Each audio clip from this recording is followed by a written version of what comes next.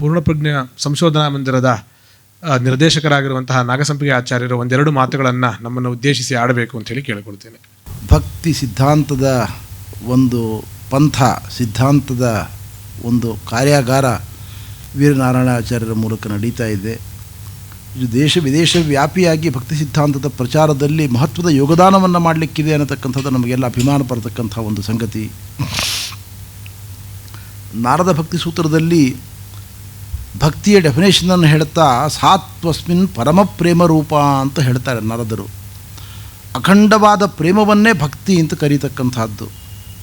ಅಖಂಡವಾದ ಪ್ರೇಮ ದೇವರಲ್ಲಿ ನಮಗೆ ಹುಟ್ಟಬೇಕಾದರೆ ಇರುವ ಮಾಧ್ಯಮ ದೇವರ ಗುಣಗಳನ್ನು ಕೇಳ್ತಾ ಹೋಗಬೇಕು. ದೇವರ ಗುಣಗಳನ್ನು ಕೇಳ್ತಾ ಹೋದಂತೆ ಅವನ ಮಹಿಮೆಯ ಅರಿವು ನಮಗೆ ಬಂದಂತೆ ಅವನಲ್ಲಿ ಪ್ರೀತಿ ಜಾಸ್ತಿ ಆಗ್ತಾ ಹೋಗ್ತದೆ. ಸಂತ ವಾದಿರಾಜರು ತಮ್ಮ ತತ್ವಪ್ರಕಾಶಕ ವ್ಯಾಖ್ಯಾನದಲ್ಲಿ ಒಂದು ಪ್ರಸಂಗದಲ್ಲಿ ಈ ಮಾತನ್ನು ಹೇಳ್ತಾರೆ. ಸರಳವಾಗಿ ಅರ್ಥ ಆಗುವಂತ ಹೇಳ್ತಾರೆ. ನಾವು ಮನೆಗೆ ಯಾರೋ ಅತಿಥಿಗಳು ಬಂದಿರ್ತಾರೆ, ಒಂದು ಲೋಟ ಹಾಲು ತಗೊಳ್ಳಿ ಅಂತೇವೆ. ಅವರು ಬೇಡ ಅಂತಾರೆ, ಹಾಲು ಬೇಡ ಅಂತಾರೆ. ನಾವು ಹಾಲು ಮಾತ್ರ ಅಲ್ಲ, ಹಾಲಿನಲ್ಲಿ ಕೇಸರಿ ಹಾಕಿದ್ದೇವೆ. ಅಪೂರ್ವವಾಗಿರತಕ್ಕಂಥ ಕೇಸರಿ, ಇದು ಕಾಶ್ಮೀರದಿಂದ ತರಿಸಿರತಕ್ಕಂಥದ್ದು. ಬಾದಾಮಿ ಗೋಡಂಬಿ ಎಲ್ಲ ಪುಡಿ ಮಾಡಿ ಹಾಕಿದ್ದೇವೆ, ಅದುಂಟು ಇದುಂಟು ಅಂತ ಒಂದೊಂದೇ ಹೇಳ್ತಾ ಹೋದಾಗ ಏನಾಗ್ತದೆ, ಸ್ವೀಕಾರ ಮಾಡಬೇಕು ಅಂತ ಕಾಣ್ತದೆ ನಮಗೆ. ಬರೀ ಹಾಲು ನಮ್ಮನೇಲಿದೆ, ಅದಕ್ಕೇನು ದೊಡ್ಡ ಸ್ಥಿಕೆ ಇಲ್ಲ. ನಾವು ನಿಮಗೆ ಕೊಡುವ ಹಾಲು ಸಾಮಾನ್ಯ ಹಾಲಲ್ಲ, ಇಷ್ಟು ನಿಮಗಾಗಿ ಪ್ರೇಮದಿಂದ ಪ್ರತಿಯೊಂದು ಪದಾರ್ಥವನ್ನು ಹಾಕಿ ಸಿದ್ಧಪಡಿಸಿರತಕ್ಕಂಥ ಹಾಲು ಅಂದಾಗ ಆಯಿತು ಸ್ವೀಕಾರ ಮಾಡ್ತೇವೆ ಅಂತೇವೆ ನಾವು. ಈ ಉದಾಹರಣೆಯನ್ನು ವಾದರಾಜ ಸ್ವಾಮಿಗಳು ಹೇಳುತ್ತಾರೆ ಸಂತರು. ಅದನ್ನು ದೇವರ ಗುಣಗಳನ್ನು ನಮಗೆ ಪರಿಚಯ ಮಾಡ್ತಾ ಹೋದಂತೆ ನನಗೆ ಈ ದೇವರು ಬೇಕು ಅಂತ ಅನ್ನಿಸ್ತದೆ. ನಮಗೂ ನಿಮಗೂ ಟೆಲಿವಿಷನ್ನಿನಲ್ಲಿ ಪ್ರೀತಿ ಇರಲಿಲ್ಲ. ಟೆಲಿವಿಷನ್ ಅನ್ನೋ ಒಂದು ಯಂತ್ರವನ್ನು ಮೊದಲು ಭಾರತಕ್ಕೆ ತಂದಾಗ ನಮಗೆ ಯಾರಿಗೂ ಪ್ರೀತಿ ಹುಟ್ಟಲಿಲ್ಲ. ರಮಾನಂದ ಸಾಗರದ ರಾಮಾಯಣ ಸೀರಿಯಲ್ ಪ್ರಾರಂಭ ಆಯಿತು, ಪಕ್ಕದ ಮನೆಯಲ್ಲಿ ಟಿ ವಿ ಬಂತು. ಅದನ್ನು ನೋಡ್ತಾ ರಾಮಾಯಣ ನೋಡಬೇಕು ಅಂತ ಆನಂದದ ಪರಾಕಾಷ್ಠೆಯಲ್ಲಿ ಟಿ ವಿ ತಗೊಂಡು, ಇಂಗ್ಲೆಂಡಿನಲ್ಲೋ ವೆಸ್ಟ್ ಇಂಡೀಸ್ನಲ್ಲೋ ನಡೀತಕ್ಕಂಥ ಕ್ರಿಕೆಟ್ ಮ್ಯಾಚು ಇಲ್ಲಿ ಕೂತ್ಕೊಂಡು ನೋಡುವಾಗ ಏನೋ ಕ್ಲಾರಿಟಿ ಇರತಕ್ಕಂಥ 10 ಪಟ್ಟು ಕ್ಲಾರಿಟಿ ನಮಗೆ ಟಿ ವಿಯಲ್ಲಿ ದೊರಕುತ್ತೆ ಅಂತಾದಾಗ ನಮಗೆ ಟಿ ವಿ ಬೇಕು ಅಂತ ಕಾಣಿತು. ಇಂಗ್ಲೆಂಡಿಗೆ ಹೋಗಬೇಕಾಗಿಲ್ಲ, ಅಮೇರಿಕಕ್ಕೆ ಹೋಗಬೇಕಾಗಿಲ್ಲ, ಎಲ್ಲ ದೃಶ್ಯಗಳನ್ನು ಎಲ್ಲ ವಿದ್ಯಮಾನಗಳನ್ನು ನಾವು ಇಲ್ಲೇ ಕೂತ್ಕೊಂಡು ನೋಡ್ಬೋದು ಅಂತಾದಾಗ, ತಿಳಿಬೋದು ಅಂತಾದಾಗ ಗುಣಗಳ ಪರಿಚಯ ಆದಂತೆ ನಮಗೆ ಟಿ ವಿ ಇರಲಿ ಅಂತ ನಾವು ಬಯಸಿದೆವು. ನಮಗೆ ಹೀಗೆ ದೇವರನ್ನು ಬಯಸಲಿಕ್ಕೆ ದೇವರ ಬಗ್ಗೆ ಪರಿಚಯ ಇಲ್ಲ, ಇದು ಸಮಸ್ಯೆ. ದೇವರನ್ನು ಬಯಸಬೇಕು, ದೇವರಲ್ಲಿ ಭಕ್ತಿ ಮಾಡಿ ಅಂತ ನಮಗೆ ಸಂತರು ಹೇಳಿದರೆ ಯಾಕೆ ಬೇಕು ದೇವರು ಅಂತ ಕೇಳ್ತೇವೆ. ನಮ್ಮ ನಿತ್ಯ ಜೀವನದಲ್ಲಿ ನಮಗೂ ದೇವರಿಗೂ ಏನು ಸಂಬಂಧ ಇದೆ, ಯಾಕೆ ಬೇಕು ನಮಗೆ ದೇವರು? ಅವನ ಪರಿಚಯ ಇಲ್ಲ ನಮಗೆ. ಅದರಿಂದ ನಮಗೆ ಶಾಸ್ತ್ರಗಳ ಮೂಲಕ, ಸಂತರ ವಚನಗಳ ಮೂಲಕ ದೇವರನ್ನು ಪರಿಚಯ ಮಾಡಿಸಿಕೊಟ್ಟಾಗ ಪ್ರತಿಯೊಬ್ಬ ಮಾನವನೂ ಕೂಡ ದೇವರಲ್ಲಿ ಪ್ರೀತಿಯನ್ನು ಮಾಡಲಿಕ್ಕೆ ಸಾಧ್ಯವಾಗತ್ತೆ. ಹಾಗವರು ಪ್ರೀತಿಯನ್ನು ಮಾಡಲಿಕ್ಕೆ ಸಾಧ್ಯವಾಗದೇ ಇರಲಿಕ್ಕೆ ಕಾರಣ ನಾವು ಅವರನ್ನು ಸರಿಯಾಗಿ ಪರಿಚಯ ಮಾಡಿಕೊಟ್ಟಿಲ್ಲ. ಇದು ನಮ್ಮ ಒಂದು ತಪ್ಪಾಗಿದೆ ಈ ವಿಷಯದಲ್ಲಿ. ಆದ್ದರಿಂದ ವಿದ್ವಾಂಸರಾದ ವೀರನಾರಾಯಣಾಚಾರ್ಯರು ಅವರ ಕುಲನಾಮದಲ್ಲಿ ಪಾಂಡುರಂಗಿ ಅಂತ ಇದೆ. ಪಾಂಡುರಂಗ ಅಸ್ಯ ಅಸ್ತಿ. ಪಾಂಡುರಂಗ ಇರೋದು ಅವರೊಬ್ಬರಿಗೇನು, ನಮಗೂ ನಿಮಗೂ ಕೂಡ ಇದ್ದಾರೆ. ಆದರೆ ಒಂದು ಸ್ಪೆಷಾಲಿಟಿ ಉಂಟು ಅವರ ಕುಟುಂಬಕ್ಕೆ. ಅವರು ಪಾಂಡುರಂಗನ ಹತ್ತಿರದಲ್ಲೇ ವಾಸ ಮಾಡಿ, ಅವರ ಪೂರ್ವಜರು ಪಾಂಡುರಂಗನ ಸೇವೆಯನ್ನು ಮಾಡಿ, ಮಹಾಲಕ್ಷ್ಮಿಯ ಸೇವೆಯನ್ನು ಮಾಡಿ ವಿಶೇಷವಾಗಿರತಕ್ಕಂಥ ಅನುಗ್ರಹವನ್ನು ಪಡೆದುಕೊಂಡಿರತಕ್ಕಂಥ ಒಂದು ಕುಟುಂಬ. ಆದ್ದರಿಂದ ಅನುಗ್ರಹಕದ ಸಂಬಂಧೇನ ಪಾಂಡುರಂಗ ಅಸ್ಯ ಅಸ್ತಿ ಇದೆ ಪಾಂಡುರಂಗಿ. ಈ ಕುಟುಂಬದಿಂದ ಇಂಥ ಅದ್ಭುತಗಳು ನಿರ್ಮಾಣ ಆಗಲಿಕ್ಕೆ ಸಾಧ್ಯ. ಅವರ ಆತ್ಮೀಯ ಮಿತ್ರರಾಗಿರತಕ್ಕಂಥ ಸತ್ಯನಾರಾಯಣಾಚಾರ್ಯ ಹೇಳಿದರು, ಗುರುಗಳು ಬಿತ್ತನೆ ಮಾಡಿದ ಬೀಜ ಇವತ್ತು ಮೊಳಕೆ ಒಡಿತಾ ಇದೆ ದೊಡ್ಡದಾಗಿ ಅಂತ. ಇದು ದೇಶ ವಿದೇಶಗಳಲ್ಲಿ ಹರಿಭಕ್ತಿಯನ್ನು ಹರಿಸುವಲ್ಲಿ ಸಾರ್ಥಕವಾಗಲಿ, ಸಮರ್ಥವಾಗಲಿ. ಅವರ ಜೊತೆಗೆ ನಾವೆಲ್ಲ ವೃದ್ಧರು ಅಂದರೆ ನಾವೆಲ್ಲ ಜಾಂಬುವಂತರು. ಅದರಿಂದ ನಮಗೆ ಹಾರಲಿಕ್ಕೆ ಆಗೋದಿಲ್ಲ. ನಾವು ಡಿಕ್ಲರೇಷನ್ ಹೇಳಿಬಿಡ್ತೇವೆ, ಆದರೆ ಹಿಂದೆ ಇದ್ದೇವೆ ನಾವು. ನಮ್ಮ ಎಲ್ಲ ಕಾರ್ಯಗಳಿಗೂ ನಮ್ಮದು ಸಪೋರ್ಟ್ ಉಂಟು. ಹಾರಲಿಕ್ಕೆ ಶಕ್ತಿ ಇರುವ ಹನುಮಂತರು ಸುಮಾರು ಜನ ಇದ್ದೀರಿ ಇಲ್ಲಿ. ನೀವು ಹಾರಿ, ನಾವು ಸಂತೋಷ ಪಡ್ತೇವೆ ನೋಡಿ. ನಮ್ಮಿಂದ ಏನು ಸಾಧ್ಯ ಉಂಟೋ ಜ್ಞಾನ ಕಾರ್ಯಗಳಲ್ಲಿ ನಿಮಗೆ ಸೇವೆಯನ್ನು ನಾವು ಮಾಡ್ತೇವೆ, ಶಾಸ್ತ್ರಕ್ಕೆ ಸೇವೆಯನ್ನು ಮಾಡ್ತೇವೆ, ಭಕ್ತಿಪಂಥಕ್ಕೆ ಸೇವೆಯನ್ನು ಮಾಡ್ತೇವೆ. ಈ ಕಾರ್ಯ ಅವಿಚ್ಛಿನ್ನವಾಗಿ ನಡೀಲಿ. ಗುರುಗಳ ಉದ್ದೇಶ, ವೀರನಾರಾಯಣಾಚಾರ್ಯರ ಕನಸು ಎರಡೂ ನನಸಾಗಲಿ ಅಂತ ಹೇಳಿ ನನ್ನ ಮಾತುಗಳಿಗೆ ಮುಕ್ತಾಯವನ್ನು ಹೇಳ್ತೇನೆ.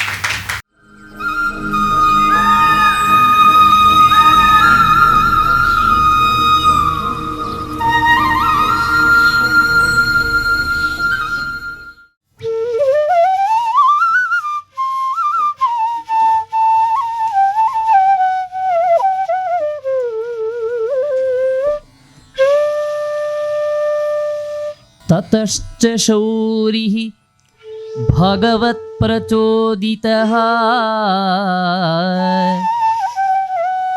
ಸುತಂ ಸಮಾದಾಯ ಸ ಸೂತಿಕಾ ಗೃಹಾತ್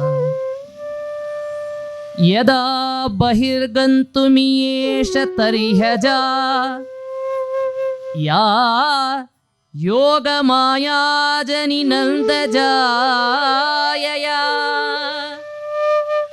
ಯದಾ ಬಹಿರ್ಗन्तುಮಿಯೇಷ ತರ್ಹ್ಯಜಾ ಯಾ ಯೋಗಮಾಯಾಜನಿ ನಂದಜಾಯಜಾ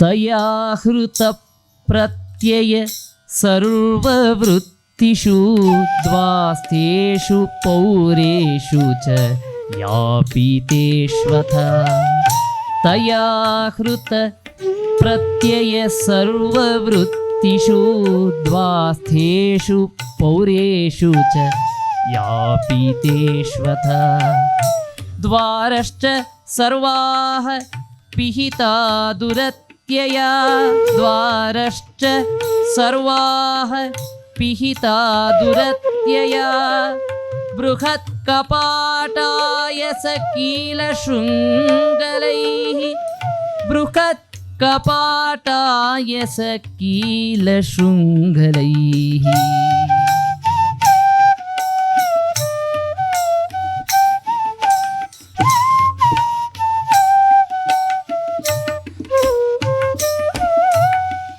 ತಾ ಕೃಷ್ಣವಾಹೇ ವಸುದೇವ ಆಗತೆ ಸ್ವಯಂ ಯಶೀರ್ಯಂತ ಯಥಾ ತಮೋರವೇಃ ತಾ ಕೃಷ್ಣವಾಹೇ ವಸುದೇವ ಆಗತೆ ಸ್ವಯಂ ಯಶೀರ್ಯಂತ ಯಥಾ ತಮೋರವೇಃ ವವರ್ಷ ಪರ್ಜನ್ಯ ಉಪಾಂಶುಗರ್ಜಿತಃ ಶೇಷೋನ್ವಗಾದ್ವಾರಿ ನಿವಾರಯರ್ಪಣೈಃ ವವರ್ಷ ಪರ್ಜನ್ಯ ಉಪಾಂಶುಗರ್ಜಿತಃ ಶೇಷೋನ್ವಗಾದ್ವಾರಿ ನಿವಾರಯರ್ಪಣೈಃ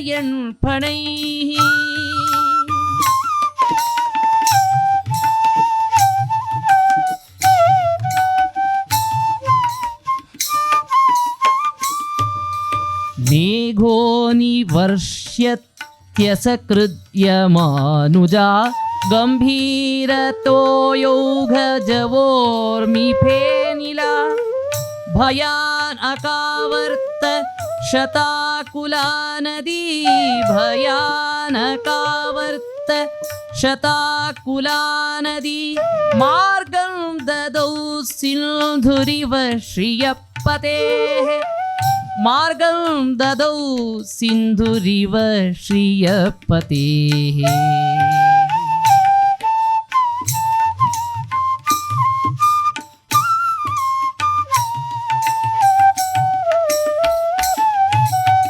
ನಂದವ್ರಜಂ ಶೌರೀರುಪೇತ್ಯ ತತ್ರ ತಾನ್ ಗೋಪಾನ್ ಸುಷುಪ್ತಾನ್ ಉಪಲಭ್ಯ ನಿದ್ರಯಾ ನಂದವ್ರಜಂ ಶೌರೀರುಪೇತ್ಯ ತತ್ರ ತಾನ್ ಗೋಪಾನ್ ಸುಷುಪ್ತಾನ್ ಉಪಲಭ್ಯ ನಿದ್ರಯಾ ಶಿಶುಂ ಯಶೋದಾಶಯನೆ ನಿಧಾಯ ಶಿಶುಂ ಯಶೋದಾಶಯನೆ ನಿಧಾಯ ತತ್ ಸುತಾಂ ಅಥಾದಾಯ ಪುನರ್ಗೃಹಾನಗಾ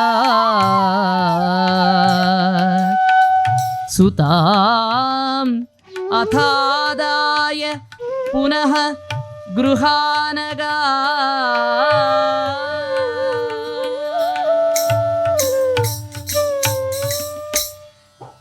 ಭಗವಂತ ತಾನು ಯಾವ ರೂಪದಲ್ಲಿ ತಾನು ಪ್ರಾದುರ್ಭಾವಗೊಂಡಿದ್ದಾನೆ ಅದೇ ರೂಪದಲ್ಲಿರುವಾಗ ವಸುದೇವರು ಅವನನ್ನು ಸ್ತೋತ್ರ ಮಾಡಿದ್ದಾರೆ. ಸ್ತೋತ್ರ ಮಾಡಿದಾಗ ಭಗವಂತ ತನ್ನ ಅವತಾರದ ಕಾರಣವನ್ನು ನಿಮ್ಮಲ್ಲೇ ಯಾಕೆ ನಾನು ಅವತಾರ ಮಾಡಿದೆ ಅನ್ನುವ ಎಲ್ಲ ವಿಷಯಗಳನ್ನು ಭಗವಂತ ತಾನು ಹೇಳಿದ್ದಾನೆ. ಹೇಳಿ ಅವನು ತಾನೇನು ಮಾಡಿದ್ದಾನೆ, ನಾನು ನಿಮಗೆ ಪೂರ್ವಜನ್ಮದ ಸ್ಮರಣೆ ಬರಲಿಕ್ಕೋಸ್ಕರವಾಗಿ ಈ ರೂಪವನ್ನು ತಗೊಂಡು ನಿಮ್ಮ ಮುಂದೆ ಬಂದೆ. ಯಾಕೆಂದರೆ ದೇವರು ಅನೇಕ ಅವತಾರಗಳನ್ನು ಸ್ವೀಕಾರ ಮಾಡಿದ್ದಾನೆ. ಎಲ್ಲ ಅವತಾರದಲ್ಲೂ ಶಂಖಚಕ್ರ ಗದಾ ಪದ್ಮ ಇಟ್ಕೊಂಡು 4 ಕೈ ತಗೊಂಡು ಬರಲಿಲ್ಲ. ಕೃಷ್ಣಾವತಾರದಲ್ಲಿ ಮಾತ್ರ ಬಂದ. ಯಾಕೆ ಬಂದ ಅಂದರೆ ವಸುದೇವರಿಗೆ ಹೇಳ್ತಾರೆ, ನೀವು ಹಿಂದೆ 2 ಜನ್ಮಗಳಲ್ಲಿ ನನ್ನನ್ನು ಕುರಿತು ತಪಸ್ಸು ಮಾಡಿ ನನ್ನನ್ನು ಮಗನನ್ನಾಗಿ ಪಡೆದಿದ್ರಿ. ಇದು ನಿಮ್ಮ 3ನೇ ಜನ್ಮ. ಆ ಜನ್ಮಗಳ ನೆನಪು ನಿಮಗೆ ಬರಲಿಕ್ಕೋಸ್ಕರವಾಗಿ ನಾನು ಹೀಗೆ ಬಂದೆ ಅಂತ ಹೇಳಿದ ಭಗವಂತ ತಾನು ಪ್ರಾಕೃತನಾದ ಶಿಶುವಂತೆ ತನ್ನ ಆ ರೂಪವನ್ನೆಲ್ಲ ಬಿಟ್ಟು ತಾನು ಸಣ್ಣ ಮಗುವಾಗಿ ಮಲಗಿಬಿಟ್ಟ. ಮಲಗಿದಾಗ ಭಗವಂತನಿಂದ ಆಜ್ಞಪ್ತನಾದ ವಸುದೇವ ಏನು ಮಾಡಿದ್ದಾನೆ, ತಾನು ಭಗವಂತನನ್ನು ತಗೊಂಡು ಆ ಸೂತಿಕಾಗ್ರಹ ಇತ್ತು ಆ ಮನೆಯಿಂದ ತಾನು ಹೊರಗೆ ಬಂದ. ಆ ಹೊರಗೆ ಬರುವಾಗ ಸರಿಯಾಗಿ ಆ ಹೊತ್ತಿನಲ್ಲಿ ನಂದಗೋಕುಲದಲ್ಲಿ ಯಶೋಧಾದೇವಿಯರು ದುರ್ಗಾದೇವಿಯರನ್ನು ಪ್ರಸವಿಸಿದ್ದಾರೆ. ದುರ್ಗಾದೇವಿಯರ ಅವತಾರ ಆಗಿದೆ. ದುರ್ಗಾದೇವಿಯರು ತಮೋಭಿಮಾನಿನಿಯಾದ ದೇವತೆ. ಅವತಾರ ಆದ ಕೂಡಲೇ ಏನಾಯಿತು, ತಮ್ಮ ಕೆಲಸ ಶುರು ಮಾಡಿಬಿಟ್ರಂತಾಕೆ. ಏನಾಯಿತು, ಅವತಾರ ಆದ ಕೂಡಲೇ ವಸುದೇವರೇನೋ ಕೃಷ್ಣನನ್ನು ಕೈಯಲ್ಲಿಟ್ಕೊಂಡು ಕಾರಾಗಾರದ ಬಾಗಿಲುವರೆಗೆ ಬಂದುಬಿಟ್ರು. ಆದರೆ ಕಂಸ ಪ್ರತ್ಯೇಕವಾಗಿ ಇಂಥ ಸಂದರ್ಭಕ್ಕೋಸ್ಕರವೇ ಕಾರಾಗಾರದಲ್ಲಿ ವಸುದೇವರನ್ನಿಟ್ಟಿದ್ದಲ್ವ.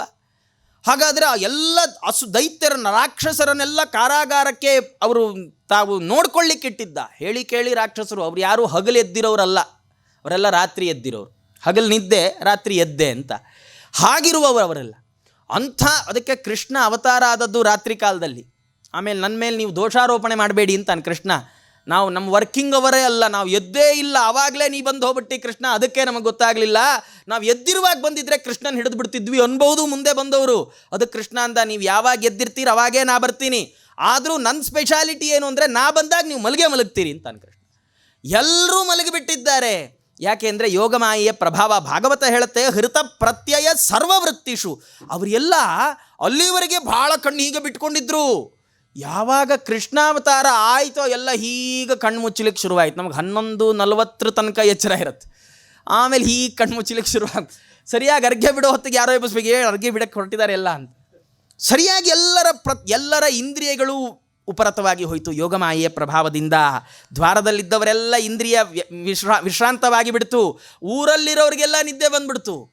ಎಲ್ಲರೂ ಮಲಗಿಬಿಟ್ಟಿದ್ದಾರೆ. ಮಲಗಿದರೆ ವಸುದೇವರು ಬಂದ್ರೇನೋ ಆದರೆ ಹೇಗೆ ಹೋಗೋದು ಹೊರಗೆ? ಬೃಹತ್ತಾದ ಕಪಾಟ ಇದೆ, ಬೃಹತ್ತಾದ ಬಾಗಿಲುಗಳಿದ್ದಾವೆ. ಆ ಬಾಗಿಲಿಗೆ ಬೃಹತ್ತಾದ ಕೀಲಕಗಳಿದ್ದಾವೆ. ಆ ಕೀಲಕಕ್ಕೆ ಭಾರೀ ದೊಡ್ಡದಾದ ಶೃಂಖಲಗಳನ್ನು ಬಂಧನ ಮಾಡಿದ್ದಾನೆ, ಸರಪಳಿಗಳನ್ನು ಕಟ್ಟಿಬಿಟ್ಟಿದ್ದಾನೆ, ಏನಾದರೂ ತಪ್ಪಿಸ್ಕೊಂಡು ಹೋಗಬಾರ್ದು ಅಂತ. ಆದರೆ ಬಂದವ ಯಾರು? ವಸುದೇವನ ಮಹತ್ವ ಇಲ್ಲ. ವಸುದೇವ ಕೈಯಲ್ಲಿ ಇಟ್ಕೊಂಡಿದ್ದಾನಲ್ಲ ಅವನ ಮಹತ್ವ. ಭಾಗವತ ಹೇಳುತ್ತೆ, ಕೃಷ್ಣವಾಹೇ ವಸುದೇವ ಆಗತೆ. ಕೃಷ್ಣನನ್ನು ಹೊತ್ತ ವಸುದೇವ ಬಂದ. ಬರೀ ವಸುದೇವ ಇಲ್ಲಿವರೆಗೆ 2 ಸರ್ತಿ ಬಾಗಿಲತ್ರ ಬಂದಿಲ್ಲ, ಆದರೆ ಬಾಗಿಲು ಬಿಚ್ಕೊಳ್ಳಿಲ್ಲ. ಕೃಷ್ಣನನ್ನು ಕೈಯಲ್ಲಿ ಇಟ್ಕೊಂಡು ವಸುದೇವ ಬಂದ. ಬಾಗಿಲೆಲ್ಲ ತಾನಾಗಿ ಸ್ವಯಂ ಯಶೀರಿ ಅಂತ. ಅವನು ಯಾವ ಬೀಗ ಇಲ್ಲ, ಕೀ ಏನಿಲ್ಲ, ಹಾಗೆ ಬಾಗಿಲು ಬಿಚ್ಕೊಂಡ್ಬಿಡ್ತು. ನಮ್ಮ ಜೀವನದಲ್ಲಿ ಬರೋ ಸಮಸ್ಯೆಗಳು ತಾನಾಗಿ ಪರಿಹಾರ ಆಗಬೇಕಾದ್ರೆ ನಮ್ಮ ತಲೆಯಲ್ಲಿ ನಮ್ಮ ಬಾಯಲ್ಲಿ ದೇವರಿರಬೇಕು. ಇದ್ದರೆ ಸಮಸ್ಯೆ ಪರಿಹಾರ, ಇಲ್ದಿದ್ರೆ ಅದೇ ಸಮಸ್ಯೆ 100 ಬಾರಿ ಪರಿಹಾರ ಮಾಡ್ಕೊಳ್ಳಿಕ್ಕೆ ಪ್ರಯತ್ನ ಪಟ್ಟರು ಪರಿಹಾರ ಆಗಬೇಕು ನಿಯಮ ಇಲ್ಲ. ಬಂತು, ಎಲ್ಲ ಬಾಗಿಲು ತೆಕ್ಕೊಂಡ್ಬಿಡ್ತು. ವಸುದೇವ ಹೊರಗೆ ಬಂದರೆ ವವರ್ಷ ಪರ್ಜನ್ಯ ಉಪಾಂಶು ಗರ್ಜಿತ. ಮಳೆ ಪ್ರಾರಂಭ ಆಯ್ತಂತ. ಆ ಮಳೆ ಪ್ರಾರಂಭ ಆಯಿತು ಅಂದರೆ, ಯಾಕೆ ಮಳೆ ಪ್ರಾರಂಭ ಆಯಿತು ಅಂದರೆ, ಇರೋ ಜನ ಎದ್ದಿದ್ರೂ ಹೊರಗೆ ಬರಬಾರ್ದು, ಮಳೆಗೆ ಹೆದರ್ಕೊಂಡು ಒಳಗೆ ಕೂತ್ಕೊಳ್ಬೇಕು ಅಂತ ಮಳೆ ಶುರುವಾಯ್ತಂತ. ಅದು ಹೇಗೆ? ಗರ್ಜನೆ. ಮಳೆ ಶುರುವಾದರೆ ಗುಡುಗು ಶುರುವಾಗತ್ತಲ್ಲ. ಇಂದ್ರದೇವ ಅಪ್ಪಣೆ ಮಾಡಿದ್ದಂತೆ ಯಾರೂ ಗುಡುಗಬಾರ್ದು ಜೋರಾಗಿ ಅಂತ. ಉಪಾಂಶು. ಯಾಕೆ? ಕೃಷ್ಣಂಗೆ ಅವನಿಗೆ ತೊಂದರೆ ಆಗಬಾರ್ದು. ನಾವು ಮಳೆ ಸುರಿಸ್ತಾ ಇರೋದು ಭಗವಂತನ ಪ್ರೀತಿಗೋಸ್ಕರ. ಜೋರು ಗರ್ಜನೆ ಮಾಡಿ ಭಗವಂತನಿಗೆ ಕಿರಿಕಿರಿ ಆಗಬಾರ್ದು. ಮೆತ್ತಗೆ ಗರ್ಜನೆ ಮಾಡಿರಿ ಅಂತ ಆದೇಶ. ಮೆತ್ತಗೆ ಗರ್ಜನೆ ಮಾಡಿದ್ದಾರೆ. ಆದರೆ ಕೃಷ್ಣನ ಮೇಲೆ ಮಳೆ ಬೀಳುತ್ತಲ್ಲ, ಏನು ಮಾಡೋದು? ಶೇಷದೇವರಂದರು, ನಾನು ಈಗೊಂದು ಸೇವೆ ಮಾಡಿಬಿಡ್ತೇನೆ. ಇಡೀ ಕೃಷ್ಣಾವತಾರದಲ್ಲಿ ಭಗವಂತ ಬಲರಾಮ ದೇವರು ಕಾಲು ಒತ್ತಿ ಸೇವೆ ಮಾಡಿಬಿಟ್ಟ ಅಣ್ಣ ಆಗಿದ್ದಕ್ಕೆ. ಅದಕ್ಕೆ ಶೇಷದೇವರು ಮುಂದೆ ನಾನು ಸೇವೆ ಮಾಡಿಸ್ಕೊಳ್ಬೇಕಾದ ಅನಿವಾರ್ಯತೆಗೆ ಸಿಲುಕ್ತೀನಿ ಅಂತ ಪ್ರಾಯಶ್ಚಿತ್ತಕ್ಕೆ ತಾವೀಗ ಸೇವೆ ಮಾಡಿಬಿಟ್ಟಿದ್ದಾರೆ. ತಲೆ ಮೇಲೆ ಭಗವಂತನ ಮೇಲೆ ಹೆಡೆಯನ್ನು ಚಾಚಿದ್ದಾರೆ. ತಾವು ಹೊರಟ್ರೆ ಭಾಗವತ ಹೇಳುತ್ತೆ, ಉಳಿದ ಕಡೆ ಸಣ್ಣದಾಗಿ ಕೃಷ್ಣನ ಮೇಲೆ ಸಣ್ಣದಾಗಿ ಮಳೆ ಸುರಿಸಿದ್ರಂತ ಇಂದ್ರದೇವರು. ಉಳಿದ ಕಡೆ ಅಸಕೃತು ಭಾರೀ ಜೋರು ಮಳೆ. ಕೃಷ್ಣ ಇರೋಲ್ಲಿ ಮಾತ್ರ ಸ್ವಲ್ಪೇ ಮಳೆ. ಉಳಿದ ಕಡೆ ಭಾರಿ ಜೋರು ಮಳೆ. ಇಂದ್ರದೇವರು ಹೀಗೊಂದು ಕರಾಮತ್ತು ಮಾಡಿದ್ದಾರೆ. ಯಮುನಾ ತೀರಕ್ಕೆ ಬಂದರು. ಯಮುನೆ ಮಳೆ ಬೇರೆ, ಜೋರು ಪ್ರವಾಹ. ಯಾಕೆ ಜೋರು ಪ್ರವಾಹ ಅಂದರೆ ಯಮುನೆ ಖುಷಿ ಆಯ್ತಂತ. ಇನ್ನು ನಮ್ಮಣ್ಣಂಗೆ ಫುಲ್ ಕೆಲಸನೋ ಕೆಲಸ. ಭೂಲೋಕ ಕೃಷ್ಣ ಬಂದ, ಎಲ್ಲ ದೈತ್ಯರನ್ನ ಕೊಂದು ಯಮಪುರಿಗೆ ಕಟ್ತಾನೆ. ನಮ್ಮಣ್ಣಂಗೆ ಭಾಳ ಕೆಲಸ ಆಯಿತು ಅಂಥೇಳಿ ಯಮುನೆಗೆ ಸಂತೋಷ. ತವ್ರ ಮನೆ ಪ್ರೀತಿ ಅದು. ಹಾಗಾಗಿ ಜೋರಾಗಿ ಒಳ್ಳೆ ಅಟ್ಟಹಾಸ ಮಾಡ್ತಾ, ಅಂದರೆ ತಾನು ಒಳ್ಳೆ ಪ್ರವಾಹದಲ್ಲಿದ್ದಾಳೆ. ಪ್ರವಾಹದಲ್ಲಿದ್ದ ಯಮುನೆಯ ಎದುರಿಗೆ ವಸುದೇವ ಬಂದು ನಿಂತ. ಯಮುನೆ ನೋಡಿದ್ಲು, ಯಾರೋ ಒಬ್ಬ ಮನುಷ್ಯ ಬಂದಿದ್ದಾನೆ, ತನ್ನ ಪಾಡಿಗೆ ತಾನು ಹರಿತಾ ಇದ್ದಾಳೆ. ಆಮೇಲೆ ನೋಡಿದರೆ ತಲೆ ಮೇಲೆ ಕೃಷ್ಣ ಇದ್ದ. ಅವಳಿಗೆ ರಾಮಾವತಾರ ನೆನಪಾಯ್ತಂತೆ. ನಮ್ಮ ಯಜಮಾನ್ರನ್ನೇ ದೇವರು ಬಿಡಲಿಲ್ಲ, ಬಾಣ ತಗೊಂಡು ನಿನ್ನನ್ನು ಒಣಗಿಸಿಬಿಡ್ತೀನಿ ಅಂತ ಹೊರಟ. ಇನ್ನು ನಾನೇನಾದರೂ ಹೀಗೆ ಪ್ರವಾಹದಲ್ಲಿದ್ದರೆ ನನ್ನನ್ನೂ ಒಣಗಿಸಿಬಿಟ್ಟಾನು ಅಂತ ಹೇಳಿ ತಾನು ದಾರಿಯನ್ನು ಬಿಟ್ಬಿಟ್ಟಿದ್ದಾಳೆ. ದಾರಿಯನ್ನು ಬಿಟ್ಟರೆ ತಾನು ಸೀದಾ ಹೋದ ನಂದವ್ರಜಕ್ಕೆ, ನಂದಗೋಕುಲಕ್ಕೆ ಹೋದ. ಅಲ್ಲಿ ಹೋಗಿ ಎಲ್ಲ ಗೋಪರು ಮಲಗಿದ್ದಾರೆ, ನಿದ್ರಿಸಿದ್ದಾರೆ. ಅಲ್ಲಿ ಕೃಷ್ಣನ ನಿಟ್ಟ.